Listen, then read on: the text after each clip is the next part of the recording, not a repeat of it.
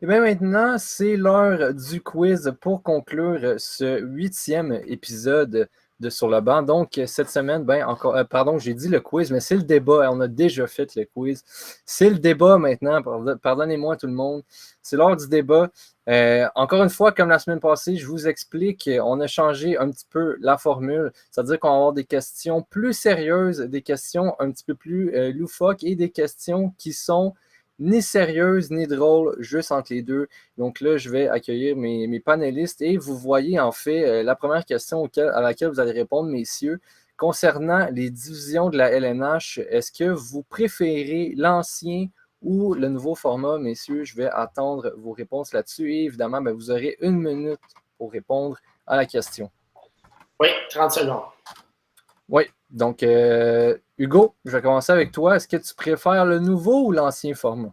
Ben écoutez, je crois que présentement, le nouveau format est très pratique pour qu'il y ait des matchs de la LNH qui se disputent parce que sans cette composition-là de division, il n'y aurait pas de partie. En fait, je crois qu'il n'y aurait même pas de saison. Donc, je trouve que pour l'instant, et en plus, l'avantage des Canadiens cette saison. Donc, pour l'instant, je suis bien d'accord avec la construction des nouvelles divisions.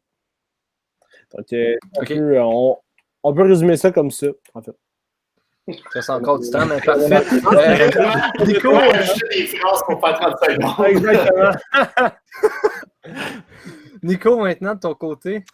De mon côté, j'aime beaucoup le principe des divisions. C'est sûr, présentement, ça te permet de créer des nouvelles rivalités probablement. Donc, c'est sûr, présentement, en plus, le Canadien va très bien, donc c'est encourageant. Par contre, si on garde ce type de division-là, évidemment, il faudrait qu'on continue d'avoir des affrontements si on veut avec les autres équipes de la Ligue parce que je veux pas, ça devient redondant. On ne peut pas non plus évaluer le niveau par rapport aux autres équipes. Mais de créer une division canadienne avec des équipes, justement, avec lesquelles on a plus de chances de créer des rivalités, je pense que c'est quand même très bien là, pour l'avenir du sport. Julien, maintenant, ton côté ancien ou nouveau format?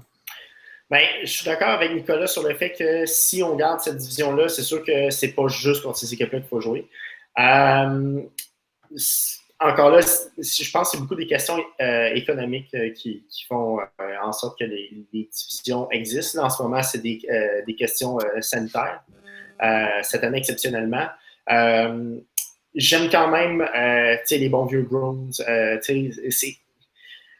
L'histoire de la Ligue nationale s'est bâtie sur justement sur l'ancienne division. Donc, je vais y aller avec les anciens. Je suis un peu conservateur là-dessus. On n'a pas oublié toutefois qu'avec la construction des nouvelles divisions, on peut voir une finale Canadien Bruins cette année. Ça, c'est sûr, ça peut être intéressant. Ouais. Mais aussi, peut-être, je voudrais rajouter, c'est sûr aussi, le décalage horaire, le fait que les équipes de l'Ouest sont plus loin rendrait ça plus difficile, comme Julien disait, si on n'est pas en contexte sanitaire là, comme en ce moment.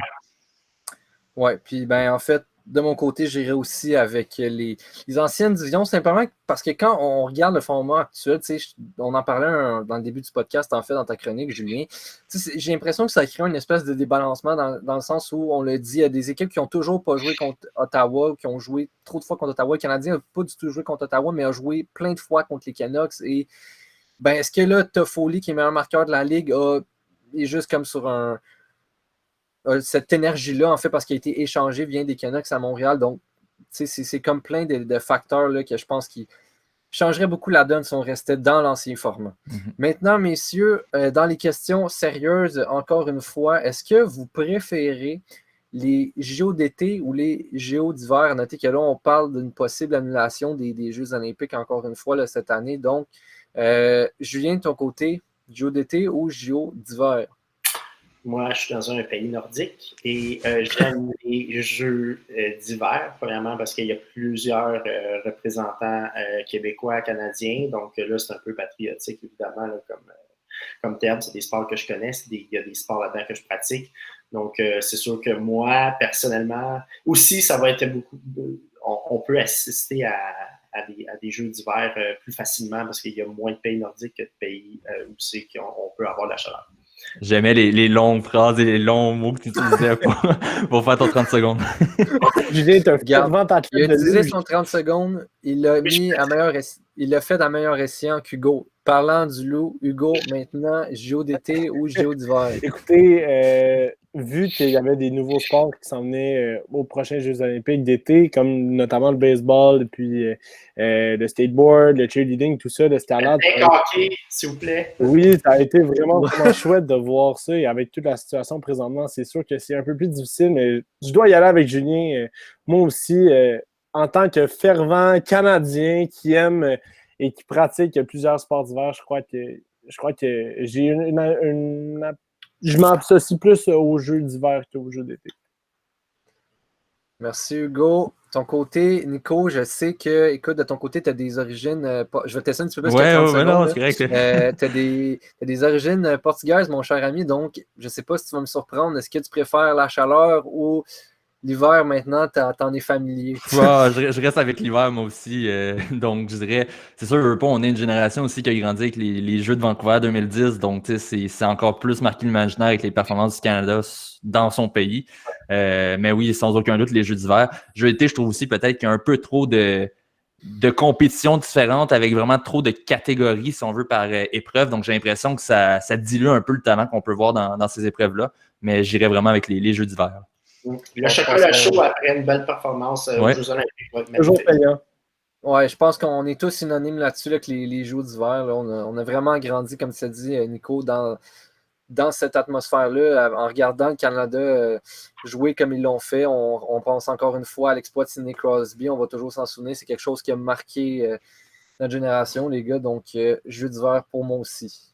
Ensuite, lorsque tout reviendra à la normale. Non, pardon, excusez-moi, c'était la question qu'on avait déjà posée. On va maintenant aller dans les questions absurdes.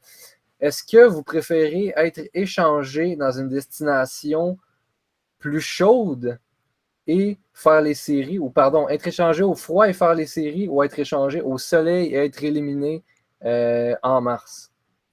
Je ne sais pas si la question était claire. Oui, je vais commencer avec toi, Nico. Ben moi, de mon côté, c'est sûr, lorsque je pratique un sport, c'est pour gagner. Donc, tu sais, puis là, c'est sûr, c'est facile à dire parce que c'est pas dans le contexte où je vis la situation des pros. Mais veux pas, moi, j'irais avec justement une équipe dans le froid, mais qui sera en loin en série, qui a une chance de gagner à chaque année. Veux pas, c'est le but du métier d'hockeyeur, c'est de gagner la Coupe cette année. Donc, pour moi, c'est très bref, mais ça se résume à ça, en fait. Donc, ça serait vraiment l'équipe dans une destination plus froide. En jouant à NHL 21 avec Nicolas, je peux confirmer qu'il est là. Parlant de ça, on s'en reparlera dans un autre moment, là, mais ouais, quand on jeune, je comprends où tu vas en venir, Julien. Julien, parlant du loup, tiens, veux-tu te retrouver dans une destination chaude ou froide et est-ce que, ben, justement, tu préfères t'éliminer en mars ou pas? Ben, là, ce qui est drôle dans des choix de réponse, c'est que en fait, l'équipe qui perd peut se retrouver plus vite sur la plage.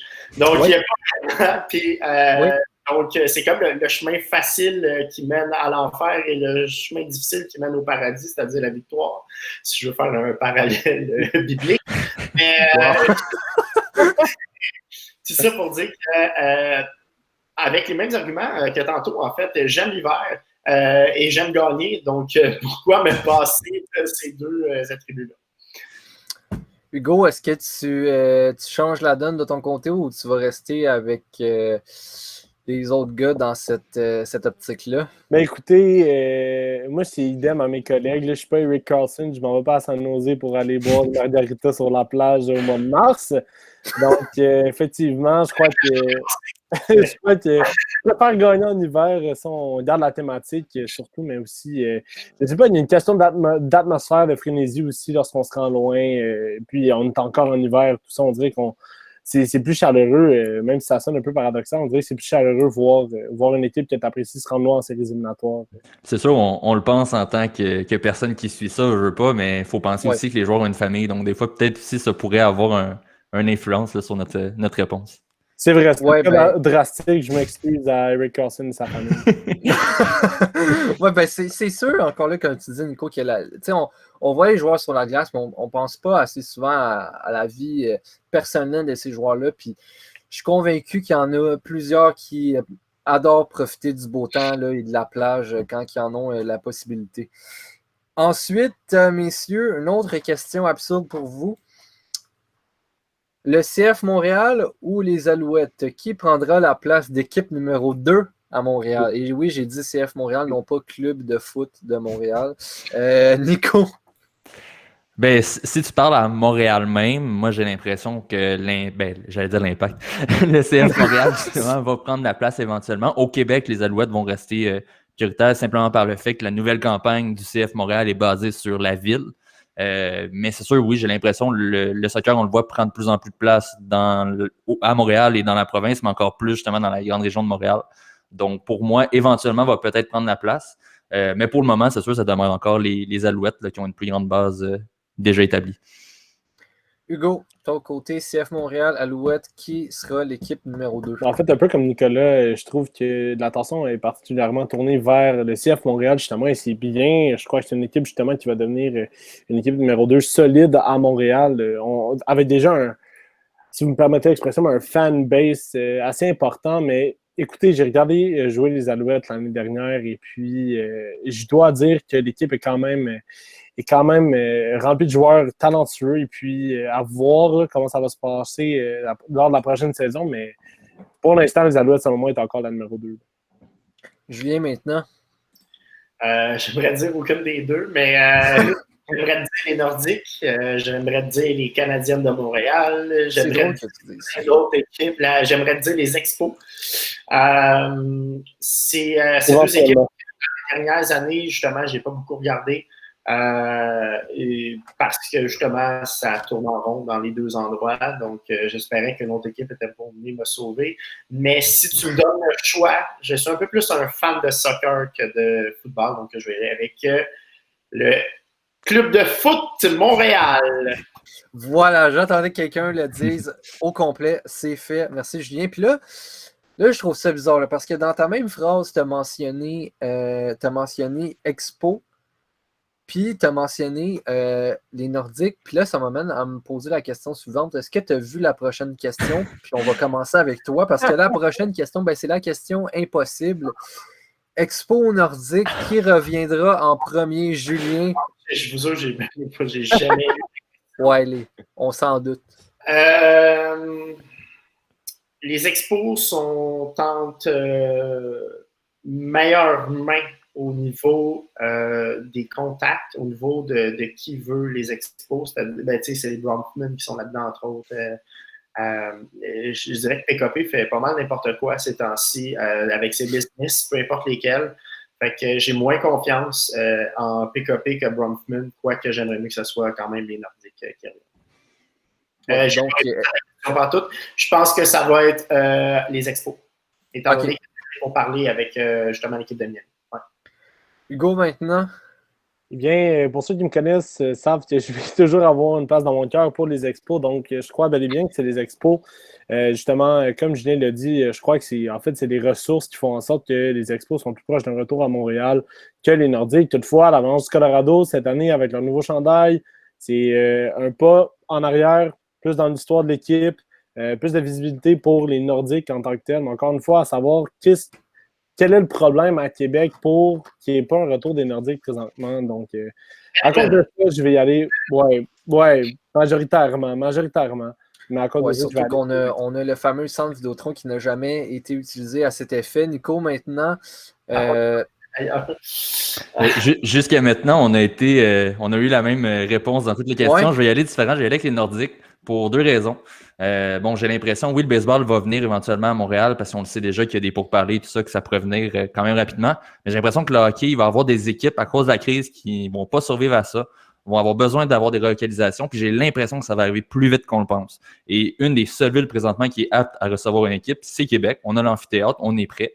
Et Hugo, tu parlais des Nordiques, justement, du chandail qui revient cette année. Je pense que ça permet aussi de tâter un peu le pouls de la population, voir justement qui est intéressé par cette marchandise-là. Et si on voit qu'il y a un marché à Québec, pourquoi pas à ce moment-là, on est déjà prêt. Au-dessus de 100 000 chandails reverse à Québec. C'est vrai. On l'essaiera, ce sondage-là, sur notre page Facebook, Nico, cette semaine. Combien de gens de Québec portent un chandail reverse rétro de l'Avalanche du Colorado cette semaine? On essaiera de sonder la population de Québec pour faire un constat.